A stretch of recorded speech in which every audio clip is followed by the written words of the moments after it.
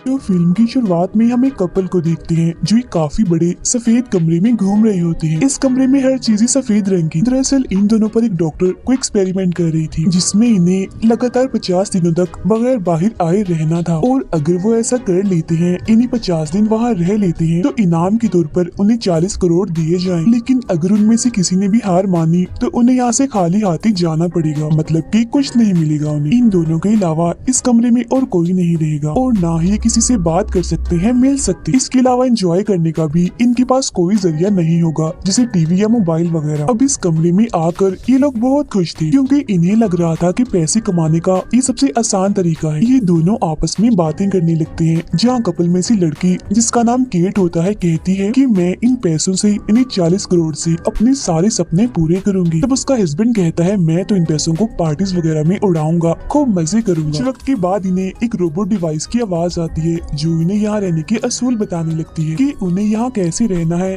किस किस चीज का ख्याल रखना है और क्या नहीं करना, ये भी बताती है। इस कमरे में सिर्फ एक बेड, एक बेंच और एक आम सा बाथरूम था। इसके अलावा दीवार पर एक छोटी सी स्क्रीन भी लगी हुई थी जिसके अंदर भी इस कमरे में रहने के सारे असूल लिखे हुए थे, जिनमें से एक ये भी था कि एक वक्त में सिर्फ एक ही इंसान वॉशरूम इस्तेमाल कर सकता है। यहाँ दीवार पर एक लाल बटन भी था जिसे दबाकर कोई भी इंसान हार मानकर यहाँ से बाहर जा सकता था। साथ ही स्क्रीन को दबाकर वो अपने लिए खाने पीने का सामान भी मंगवा सकती थी। इसके अलावा वहाँ एक काफी बड़ी घड़ी भी लगी हुई थी जिसमें उनकी 50 दिनों का टाइमर चल रहा था, और यहाँ इनके लिए एक काफी बड़ा सा बॉक्स भी आता है जिसमें इनके रोजाना के खाने पीने का सामान था। रात होने पर कमरे की लाइट्स खुद ब खुद बंद हो जाती थी और सुबह होने पर जल भी जाती थी। वो रोबोट डिवाइस उन्हें हर बार ऐलान करके ये बताती रहती है कि इस वक्त क्या टाइम हो रहा है और सुबह हो रही है या शाम या फिर रात, जो बताने का मकसद ये था कि अब रात हो गई है, आप लोगों को आराम करना चाहिए। उन्हें यहाँ ये सहूलत भी दी गई थी कि वो अलार्म भी लगा सकती थी। केट का हस्बैंड माइक यहाँ ऐसे रहने लगता है जैसे उसकी छुट्टियाँ चल रही हो, इसीलिए हर रात वो देर से सोता था, जबकि केट तो अलार्म लगाती है ताकि वो सुबह जल्दी उठ सके और अपनी रूटीन बनाए जिसके जरिए आसानी से 50 दिनों का ये टाइम गुजर जाए। और वो लोग अपनी पहली रात इस कमरे में गुजारते हैं। सुबह होती है तो केट नहाने के लिए जाती है। वो शीशे में खुद को देखकर कहती है कि चाहे कुछ भी हो जाए, हमें 50 दिन यहाँ गुजार कर इस चैलेंज, इस शर्त को जीतना है। नहाकर वो अपने कपड़े धोने के लिए लॉन्ड्री में डाल देती है। तब पहनने के लिए भी उन्हें सादे से कपड़े ही दिए जाते हैं, लेकिन वो रंगीन थे। तब वो लोग आपस में हंसी मजाक करते हुए कहते हैं कि चलो शुक्र है, कम से कम हमें रंगीन कपड़े तो मिले। अब कुछ वक्त के बाद केट माइक से कहती है कि आखिर वो डॉक्टर ये एक्सपेरिमेंट कर क्यों रही है, जिस पर माइक कहता है मुझे खुद इस बारे में नहीं पता, मैं बस इतना जानता हूँ कि हमने 50 दिन यहाँ रहना है और अपना 40 करोड़ का इनाम पाना।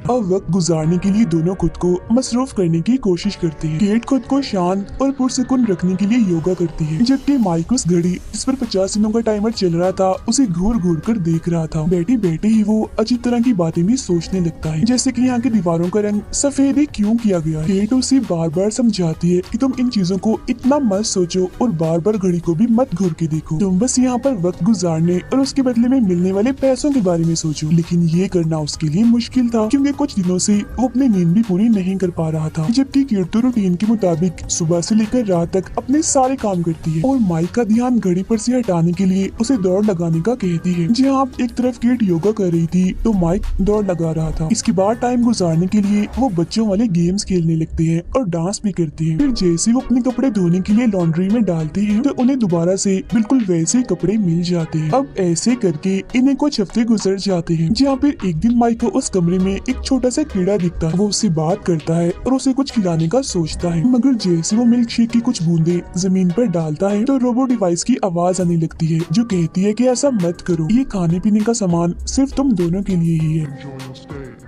तब माइक यहाँ थोड़ा परेशान हो जाता है और वो उस डिवाइस से कहता है कि अच्छा, अगर हम खाना इसे नहीं दे सकते तो फिर मेरी एक बात मान लो, मैं लाल बटन दबा रहा हूँ ताकि ये बाहर जा सके क्योंकि ये यहाँ भूख से मर जाएगा। अब ये देख केट उसे समझाने की कोशिश करती है कि देखो वो रोबोट डिवाइस बार बार हमें मना करने के लिए नहीं आएगी, वो हमें मना करने के लिए चली गई है, तो मत करो ऐसे। जिस पर वो कहता है जो भी है, लेकिन मुझे इस कीड़े की फिक्र है, ये बेचारा इधर ही मर जाएगा वरना। इतना कहकर उस लाल बटन की तरफ जाने लगता है और इन दोनों की यहाँ बहस होने लगती है। केट कहती है कि बटन दबाने पर हम इस चैलेंज को हार जाएंगे और फिर खाली हाथी हमें यहाँ से बाहर निकाल दिया जाएगा। माइक कहता है कि हाँ जानता हूँ, मगर मैं कौन सा खुद जा रहा हूँ बाहर, मैं तो बस इस कीड़े को बाहर भेज रहा हूँ। फिर वो कीड़े को नीचे रख के केट से कहता है कि देखो ये एक जानवर है, तुम इस पर जरा भी तरस नहीं आ रहा। केट उसे कहती है तुम इतने छोटे से जानवर के लिए पूरा चैलेंज खराब कर दोगी, पागल हो गई हो तुम। ये कहकर वो गुस्से में वहाँ से जाने लगती है, मगर तभी गलती से उसका पैर उस कीड़े के ऊपर आ जाता है, जिससे उसकी मौत हो जाती है। ये देख वो काफी हैरान हो जाती है और माइक से कहती है ओह आई एम सॉरी, ये गलती से हो गया, मैंने जानबूझ के नहीं किया। मगर माइक उसकी बातों को यकीन नहीं करता और एक कोने में जाके बैठ जाता है और अपना पूरा ही दिन वहाँ गुजार देता। अब इस कमरे के असूल के मुताबिक वो अपने टाइम में सिर्फ 2 चीजें खरीद सकती थी, जो कि बाहर से आएंगी और उसके पैसे इनके पैसों में से काटे जाएंगे, जो काफी ज्यादा होंगे। इसीलिए माइक केट से कहता है कि मैं हमारी पहली चीज मंगवा रहा हूँ, लेकिन वो उसे मना कर देती है और याद दिलाती है कि अगर हमने बाहर से कुछ मंगवाया तो याद है ना कितने सारे पैसे भरने पड़ेंगे, पूरे $1,00,000, तो प्लीज मत करो ऐसा। मगर इसके बावजूद भी माइक उसकी बात नहीं मानता और अपनी पहली चीज लेने चला जाता है, जहाँ उसे हरे रंग का चौक मिलता है, जो देख माइक कहता है ओह ये क्या मिल गया,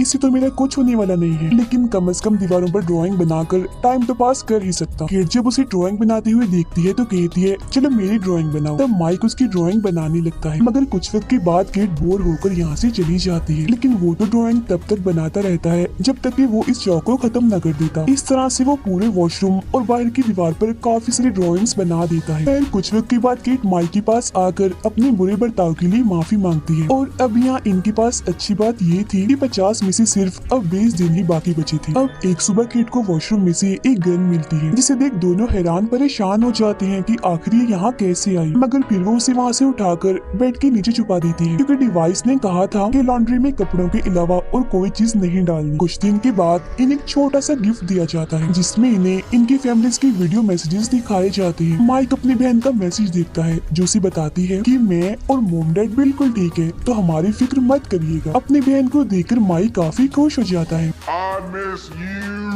लेकिन जब केट को उसके डैड का वीडियो मैसेज दिखाया जाता है तो एकदम वो दुखी सी हो जाती है। उसके डैड कहते हैं कि अब मैं रोड पर नहीं बल्कि घर में रह रहा हूँ। केट उस वीडियो को रुकवाना चाहती थी, मगर उसकी काफी कहने पर भी वीडियो नहीं रुकती, जिसके बाद वो वॉशरूम के पास जाकर जोर जोर से रोने लगती है। तो माइक आकर उसे संभालता है, जिसके बाद दोनों सो जाते हैं। फिर जैसे सुबह होती है तो केट बिस्तर से नहीं उठती, वो अभी भी सो रही थी, क्योंकि टेंशन लेने की वजह से उसकी तबीयत काफी खराब हो गई थी। फिर जब माइक उससे ना उठने की वजह पूछता है तो वो बताती है कि मैं जज्बाती हो गई थी, क्योंकि मैंने अपने डैड को काफी सालों बाद देखा था। मैंने हमेशा तुमसे झूठ बोला कि मेरे डैड नहीं है, क्योंकि मैं उनसे शर्मिंदा थी। वो बहुत शराब पीते थे और मेरे स्कूल की फीस भी नहीं भरती थी। अब माइक उससे कहता है अच्छा छोड़ो इन बातों को, तुम्हें पता है हमारे बस यहाँ 2 हफ्ते रह गए हैं। उसकी ये बात सुनकर भी केट जरा खुश नहीं होती और बिस्तर पर ही पड़ी रहती है। तब उसका मूड ठीक करने के लिए नए नए तरीके वो आजमाता है, मगर कोई फायदा नहीं होता। फिर वो खुद ही आकर उसके साथ लेट जाता है, लेकिन इससे भी केट को कोई फर्क नहीं पड़ रहा था। अगले दिन वो केट से कहता है कि क्यों ना हम अपनी आखिरी बची हुई चीज को खरीद लें, ताकि थोड़ी बोरियत ही दूर हो जाए। लेकिन केट उसे ये कह के मना कर देती है कि नहीं, तुम पहले भी पैसे बर्बाद कर चुके हो वो फजूल सा चौक मंगवा कर, तो अब मत करो ऐसा, मैं और पैसों को खोना नहीं चाहती। तब ये सुन वो उदास हो जाता है। कुछ वक्त के बाद केट बेड से उठकर माइक के पास आती है और कहती है कि मेरी तरफ से इजाजत है, तुम दूसरी चीज मंगवा सकते हो, फिर चाहे हमारे जितनी मर्जी पैसों का नुकसान ही क्यों ना हो जाए। फिर जैसे ही माइक दूसरी चीज मंगवाने के लिए स्क्रीन पर हाथ लगाता है तो फौरन ही उस कमरे का दरवाजा खुल जाता है, जिसके बाद अंदर एक लड़की आती है जिसने कपड़े नहीं पहने होते। जैसे वो अंदर आती है तो माइक उसे देखकर काफी हैरान रह जाता है। वो बताती है कि मैं भी नहीं जानती कि मुझे यहाँ क्यों भेजा गया है, मुझे बस इस काम के पैसे मिले हैं और मुझे इस कमरे में आप लोगों के साथ सिर्फ 24 घंटे ही गुजारने हैं। केट उसे ऐसे देखकर माइक से कहती है कि तुम अपनी टी शर्ट उतार कर इसे दे दो, ताकि वो थोड़ा बहुत खुद को ढक सके। वो लड़की दीवार पर जब माइक की ड्राइंग्स देखती है तो तारीफ कर देती है, जो देख केट को गुस्सा आने लगता है। रात होने पर माइक दोनों लड़कियों को बेड पर सोने का कहता है और खुद जमीन पे जाके सो जाता है, मगर वो लड़की माइक के साथ अजीबोगरीब हरकतें करने लगती है, जिससे केट को बहुत गुस्सा आता है और वो माइक को भी अपने साथ बेड पर ही सुला लेती है। खुद वो इन दोनों के बीच सोती है। सारी रात उसे चैन से नींद नहीं आती और उस लड़की से चिढ़ होने लगती। फिर सुबह जब वो उठती है तो देखती है कि वो लड़की बेड पर नहीं है। वो सोचती है कि शायद वो चली गई, मगर जब वो वॉशरूम जाती है तो पता चलता है कि वो लड़की अभी गई नहीं है, बल्कि वॉशरूम में ही है, नहा रही थी। उसने दोबारा से अपने कपड़े उतार दिए थे। अब केट ना चाहते हुए भी चुप रहती है और मजीद उसे बर्दाश्त करती रहती है। इसके बाद वो तीनों उस कमरे में यहाँ वहाँ डांस करने लगते हैं। ऐसा करने से माइक को इतना मजा आता है कि वो ख्यालों की दुनिया में चला जाता है, जहाँ वो अपनी चारों तरफ काले रंग को देखता है, जिसकी फौरन बाद वो खुद को पानी में डूबता हुआ देखता है। यही उसे अपना छोटा भाई भी दिखता है, जो उसके साथ ही पानी में डूब रहा था, जो देख वो काफी घबरा गया था।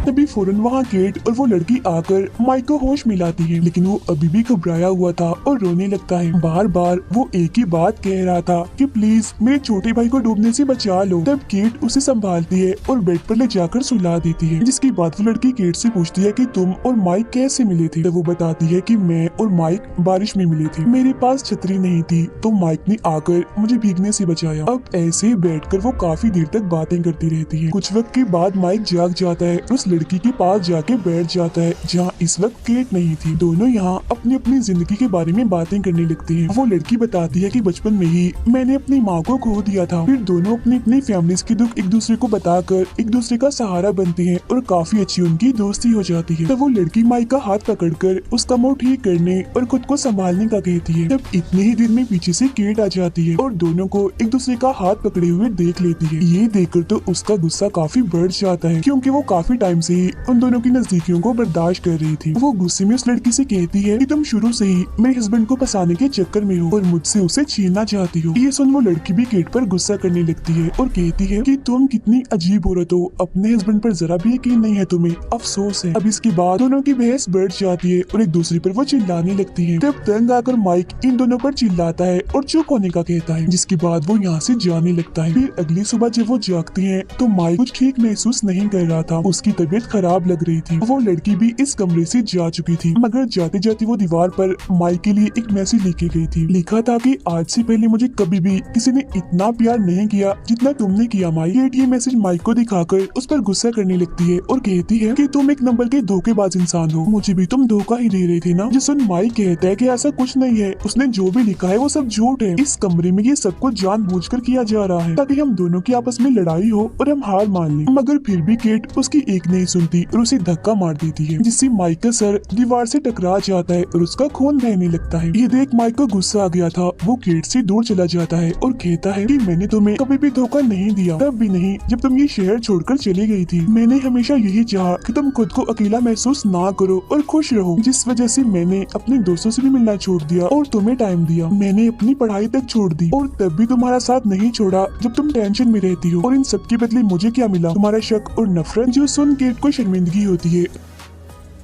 वो कहती है कि प्लीज मुझे माफ कर दो, मैंने ऐसा जानबूझ के नहीं किया, गुस्से में ऐसा हो गया। तभी अचानक माइको को छूने लगता है, वो एकदम नीचे गिर जाता है और कहता है मेरी तबीयत ठीक नहीं है, मुझे डॉक्टर की जरूरत है। तब केट जल्दी से उसके लिए मिल्क शेक लाती है और एक तौलिए को उसके सर पे रख देती है ताकि उसका खून न बहे। जिसके बाद वो कहती है कि इस कमरे में सब कुछ दिया गया है, लेकिन मेडिकल की कोई भी सहूलत नहीं दी गई। अजीब है ना? उसके मुँह से ऐसी बात सुनकर माइक को जरा भी यकीन नहीं होता और वो कहता है कि क्या सच में तुम्हें मेरी चोट की फिक्र है? क्या होता अगर गुस्से में तुम मुझे ज्यादा जख्मी कर देती? मैं तो अब तक मर भी गया होता। तुम इतनी लालची हो गई हो कि पैसों के लिए मेरी जान भी ले सकती हो। बाहर में गया ऐसा पैसा जो इंसान को इंसान की पहचान ही भुला दे। मुझे इस कमरे से नफरत हो गई है, अब मैं एक भी पल यहाँ नहीं रुकूंगा और यहाँ से बाहर चला जाऊंगा। तो वो उसे बाहर जाने से मना कर देती है। No, you can't go. और वो गन उठा लेती है जो उन्हें वॉशरूम से मिली थी। वो उसे माइक पर करते हुए कहती है कि अगर तुमने बाहर जाने की कोशिश की तो मैं तुम्हें गोली मार दूंगी। तब माइक उसकी ये बात अनसुनी करके लाल बटन दबा ही देता है, जिसके बाद दरवाजा खुलता है और वो इस सफेद कमरे से बाहर निकल जाता है। अब उसके यहाँ से जाने के बाद केट अकेली पड़ के रोने लगती है और वहीं सो जाती है। फिर जब वो जागती है तो उसका दिल ही नहीं लग रहा था, वो काफी उदास थी। फिर वो माइक की बनाई हुई ड्राइंग्स को देखकर उसे याद करने लगती है। अब केट के इस कमरे में सिर्फ 2 ही दिन बचे थे, जिसके बाद वो ये चैलेंज जीत जाती। लेकिन उससे भी क्योंकि अपनी गलती का एहसास हो गया था तो वो भी लाल बटन दबाकर यहाँ से बाहर निकल जाती है। फिर कुछ वक्त के बाद हम माइक को देखते हैं जो दौड़ लगा रहा था। भागते भागते वो केट की बिल्डिंग के पास से गुजरता है, जहाँ तभी अचानक रास्ते में वो केट से मिलता है। तब हमें पता चलता है कि उस कमरे से बाहर आने के बाद ये दोनों कई महीनों तक एक दूसरे से मिले भी नहीं थे, क्योंकि इनकी नाराजगी थी। अब ये दोनों एक साथ आगे बढ़कर सुलह करने का फैसला करते हैं और खाना खाने होटल की तरफ जाने लगते लगते हैं। रास्ते में माइक केट से पूछता है,